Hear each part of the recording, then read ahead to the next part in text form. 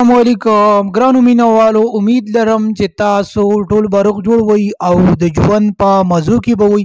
دوستانو څنګه چې تاسو ته پته دی چې لګړ بګړ په مردان کې راوتی دی چې د هغې د وادي دوستانو خلکو فصلونو ته هم ډیر زیات نقصان ورسولو او د دې سره سره په ماشومانو یا په بزرګانو باندې هم اټیک کوي.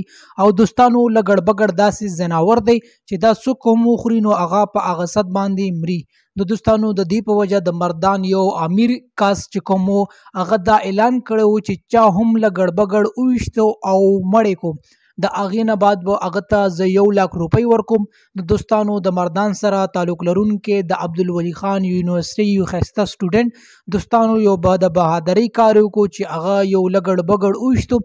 د هغې نه بعد چې کوم طاهر علي د مردان یو ښایسته او ښکلی ځوان دی هغه ورته 1,00,000 روپۍ انعام ورکو او دا یې هم ورته ویلي دي که دې نه بعد هم تا بیا لګړ بګړ قتل کو یا ودې ویشتل په ټوپک باندې نو د هغې نه بعد به بیا هم زه تاته 1,00,000 روپۍ در کوم. ځکه چې دوستانو د لګړ بګړ نه د مردان خلک ډیر زیات تنګ شوي وو او دوستانو د دوی ماشومان او بزرګان به د کور نه بهر نه وتل او ډارېدل به او دا به یې ویل چې موږ به لګړ بګړ وخوري او دوستانو د ډیرو خلکو فصلونو ته هم نقصان رسولی و. نو دوستانو د دې په وجه باندې د مردان سره تعلق لرونکی یو امیر کس طاهر بای چې هغه چې اعلان کړی و چې چا هم لګړ بګړ وویشتل نو مانه د نقد 1,00,000 روپۍ انعام والی. دوستانو هغه هم ثابته کا چې په مردان کې یو ځوان د عبدالولي خان یونیورسټۍ سټوډنټ چې کله لګړ بګړ وویشتل نو به هغه ته ویډیو جوړه کا او هغه ته ورغلو.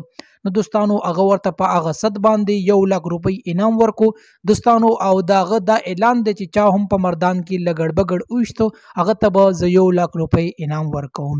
دوستانو لګړ بګړ د خلکو ډیر زیات نقصانونه وکړو. دوستانو د دې په وجه باندې خلک ډیر زیات تنګ شوي دي او ډیر پیجې ته ورنه راغلي دي.